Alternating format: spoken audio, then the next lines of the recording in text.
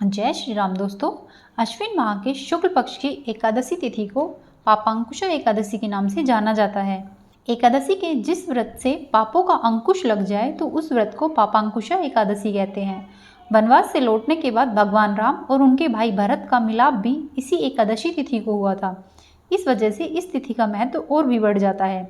इस एकादशी में भगवान पद्मनाभ का पूजन और अर्चना की जाती है, जिससे अक्षय पुण्य की प्राप्ति होती है और सुख समृद्धि में वृद्धि होती है। आज के इस वीडियो में हम आपसे व्रत की तिथि, पारण का मुहूर्त एवं इस व्रत का क्या महत्व है, साथ ही इसकी पूजन विधि एवं व्रत कथा के बारे में बात ही करेंगे। साथ ही यह भी बात करेंगे कि एकादशी पर क्या नहीं करना चाहिए। पापांकुशा एकादशी का व्रत करने से जप तप के समान फल की प्राप्ति होती है और ऐसा कहते हैं कि 3 पीढ़ियों को पापों से मुक्ति मिल जाती है। मान्यता है कि इस एकादशी का व्रत करने से चंद्रमा के अशुभ प्रभाव से मुक्ति मिलती है और सौभाग्य की प्राप्ति होती है। इस दिन व्रत करने वाले व्यक्ति को यमलोक में किसी भी प्रकार की यातनाएं नहीं सहनी पड़ती। भगवान कृष्ण ने युधिष्ठिर को इस एकादशी का महत्व बताते हुए कहा है कि यह एकादशी पाप का निरोध करती है, अर्थात पाप कर्मों से रक्षा करती है।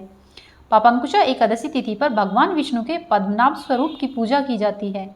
इस व्रत को करने से अपने साथ ही परिजनों को भी लाभ मिलता है। इस व्रत से न सिर्फ मन शुद्ध होता है बल्कि अश्वमेघ और सूर्य यज्ञ के बराबर पुण्य फल की प्राप्ति होती है।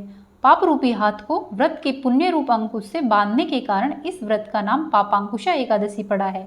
इस व्रत में मौन रहकर भगवत स्मरण तथा कीर्तन भजन करना चाहिए। अगर किसी व्यक्ति से अनजाने में भी पाप हो जाए तो यह व्रत अवश्य करना चाहिए।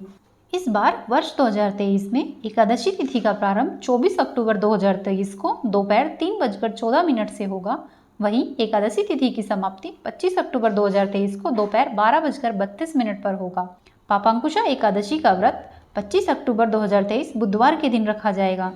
पापांकुशा एकादशी का पारण 26 अक्टूबर 2023 को सुबह 6:28 से 8:43 तक किया जाएगा। आइए अब हम पापांकुशा एकादशी व्रत की पूजन विधि के बारे में जानते हैं। एकादशी तिथि पर ब्रह्म मुहूर्त में उठकर स्नान आदि के बाद ईश्वर के सामने व्रत का संकल्प लेना चाहिए। इसके बाद एक चौकी पर भगवान विष्णु की मूर्ति या तस्वीर रखनी चाहिए एवं चौकी पर पीले रंग का वस्त्र बिछाना चाहिए। इसके बाद सबसे पहले रोली अक्षत का तिलक लगाना चाहिए एवं सफ़ेद फूल व तुलसी भगवान को अर्पित करें। इसके बाद घी का दीपक जलाए और उनको भोग लगाकर आरती उतारे। इसके बाद विष्णु सहस्त्रनाम का पाठ अवश्य करना चाहिए। इस दिन एक समय फलाहार किया जाता है। एकादशी पर दान पुण्य जरूर करना चाहिए। शाम के समय भगवान की आरती उतारे और ध्यान व कीर्तन करें। व्रत के अगले दिन यानी द्वादशी तिथि को ब्राह्मणों को भोजन और अन्न का दान करें एवं इसके बाद व्रत का पारण करना चाहिए। आइए अब हम पापांकुशा एकादशी व्रत कथा सुनाते हैं। प्राचीन काल में विंध्य पर्वत पर क्रोधन नाम का एक क्रूर बहेलिया रहता था। क्रोधन ने अपनी पूरी जिंदगी गलत कार्य जैसे हिंसा, मद्यपान इत्यादि में व्यतीत की थी। जब उसके जीवन का अंतिम समय आया तब यमराज ने दूतों को क्रोधन को लाने के लिए भेजा। यमदूतों ने क्रोधन को इस बात की जानकारी दे दी, कल उसके जीवन का अंतिम दिन होगा। क्रोधन अपने मृत्यु के भय से डरकर महर्षि अंगिरा की शरण में पहुंच गया। महर्षि अंगिरा ने क्रोधन की दशा देखकर उन पर दया की और उसे पापांकुशा एकादशी का व्रत करने को कहा। इस व्रत को करने से क्रोधन के सभी पाप नष्ट हो गए और भगवान की कृपा से मोक्ष की प्राप्ति हुई।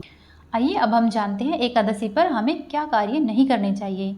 यदि आप एकादशी तिथि का व्रत रख रहे हैं या आपके परिवार में कोई भी व्रत रख रहा है तो दसवीं तिथि से ही चावल और तामसिक भोजन से दूरी बनाकर रखनी चाहिए। दसवीं पर 7 तरह के अनाज, इनमें गेहूं, उड़द, मूंग, चना, जौ, चावल और मसूर की दाल नहीं खानी चाहिए, क्योंकि इन 7 अनाजों की पूजा एकादशी के दिन की जाती है। पापांकुशा एकादशी पर ईश्वर का भजन और स्मरण करने का विधान है। व्रत करने वालों को क्रोध, अहंकार, झूठ, फरेब इत्यादि चीजों से दूर रहना चाहिए। साथ ही इस दिन सोना, तिल, गाय, अन्न, जल इत्यादि वस्तुओं का दान करना बहुत ही शुभ माना गया है। धन्यवाद दोस्तों। हमारे वीडियो को लाइक करें, चैनल को सब्सक्राइब करें, अपने दोस्तों के साथ शेयर करें।